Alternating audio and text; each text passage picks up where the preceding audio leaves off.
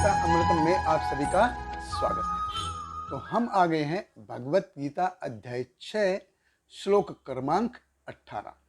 तो पिछले 2 श्लोकों में हमने देखा कि भगवान ने बहुत सुंदर तरीके से बताया कि कैसे अपने शरीर की मूलभूत आवश्यकताओं को पूरा करते हुए कैसे इस शरीर की धारणा से ऊपर उठा जा सकता है। भगवान कृष्ण कहते हैं कि शरीर का ध्यान रखते हुए कैसे कोई व्यक्ति आध्यात्म में स्थिर हो सकता है या आध्यात्म के स्तर तक जा सकता है, जो कि हमको जाना चाहिए। तो भगवत गीता अध्याय 6 श्लोक क्रमांक 18। भगवान कृष्ण कहते हैं, यदा विनयतं चित्तम आत्मनि एव अवतिष्ठते निस्पृह सर्वकामेभ्य युक्त इति उच्यते तदा। भगवान कृष्ण कहते हैं, जब योगी योगाभ्यास द्वारा अपने मानसिक कार्यकलापों को वश में कर लेता है और आध्यात्म में स्थित हो जाता है, अर्थात समस्त भौतिक इच्छाओं से रहित हो जाता है, तब वह योग में सुस्थिर कहा जाता है। देखिए, भगवान कृष्ण कह रहे हैं, चित्तम आत्मनि एव अवतिष्ठते। चित्त यानी कि चेतना, हमारी जो कॉन्शियसनेस है वो चेतना। आत्मनि मतलब अपने आप में, अंतर में, इन सेल्फ। अवतिष्ठते मीन्स रिमेन्स फर्मली रूटेड, वो वहां पे स्थित हो जाता है। देखिए, इस भौतिक जगत में मैटर कैसे काम करता है। ये जो हमारा जो चित्त है, ये हमारे मन के द्वारा कंट्रोल होता है। मन जो कहता है, जो हमारा मन कहता है वो हम करते हैं। तो जो मन की सुने वो क्या है, मन की, जो मन की सुनता है। तो हमारा जो मन है वो माया के प्रभाव द्वारा ग्रस्त है, उसके द्वारा हम डिक्टेट होते हैं, उसके द्वारा हम, उस मन के द्वारा हम आदेश लेते हैं। तो हम मन की है। तो मन की एक जगह स्थिर कभी बैठता नहीं है, वो हमेशा गुलाटी मारता रहता है। तो अच्छे से अच्छा इंद्रिय भोग, कितना भी अच्छा इंद्रिय भोग हो जाए या बुरे से बुरा एक्सपीरियंस हमारे साथ हो जाए, वो सब क्या है, वो टेम्परेरी है।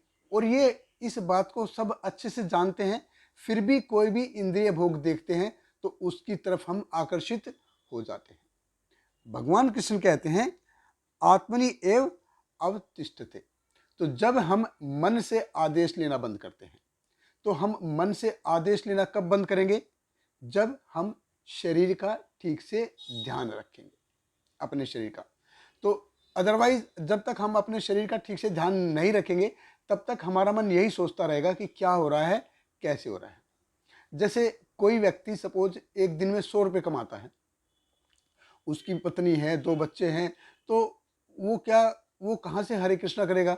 वो, उसका मन हमेशा यही सोचता रहेगा, कैसे मैं अपने 100 रुपये की कमाई को दिन में 400 रुपये की कमाई में बदलूं।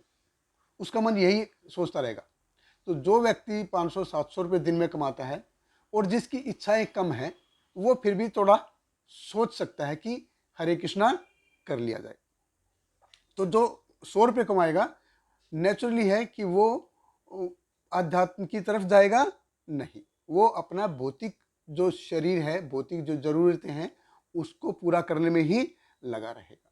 तो अगर हमको अपने शरीर के स्तर से ऊपर उठना है तो अपने शरीर का ध्यान रखना पड़ेगा। तो जब हमारा अस्तित्व भौतिक मन से आदेश लेना बंद करके आध्यात्मिक आदेश की तरफ जाता है, तभी हम क्या है, उसी समय है हम निष्प्रह सर्व कामोभ्या। तो ऐसा नहीं है कि योगी की इच्छाएं नहीं है, इच्छाएं हैं। तो जब इच्छाएं हैं, जैसी इच्छाएं हैं वो उनको पूरी करने की कोशिश करता है, लेकिन कितनी, ऐसा नहीं कि जब है जितनी है सब पूरी करते रहो। कितनी इच्छाएं पूरी करनी है, वो है युक्त, कंट्रोल्ड। जब इच्छा हुई है तो पूरी करनी है, लेकिन कितनी है, कंट्रोल करनी है। और वो अपने आप को, योगी अपने आप को उस इच्छा से अलग रखता है। वो उसके साथ बहता नहीं है, उस इच्छा के साथ बहता नहीं है, वो उस इच्छा से अपने आप को अलग रखता है। तो चाहे कितनी भी इच्छा हो, लेकिन वो युक्त। तो स्पृह मीन्स फिर से उस भौतिक इच्छा का तीव्र जागृत होना। तो निष्प्रह, जब भौतिक इच्छा आएगी लेकिन उसको कितना उसको करना है, पूरा करना है, वो है युक्त। तो योगी जब इंद्रिय भोग, जब तक हम इस निष्प्रह स्थिति तक नहीं आएंगे, तब तक हम आध्यात्मिक जगत की तरफ नहीं जाएंगे, हम इस शरीर से ऊपर नहीं उठ पाएंगे। तो इसलिए आत्मनि एव अवतिष्ठते, तो ये हमारे लिए बहुत ही जरूरी है कि हम भौतिक मन से आदेश ना लेकर के आध्यात्मिक आदेश की तरफ जाएं और अपनी रोजमर्रा की जिंदगी में भौतिक और मानसिक इच्छा ना करें। बहुत बहुत धन्यवाद। हरे कृष्ण। हरे कृष्णा कृष्ण कृष्ण हरे हरे, हरे रामा राम राम हरे हरे।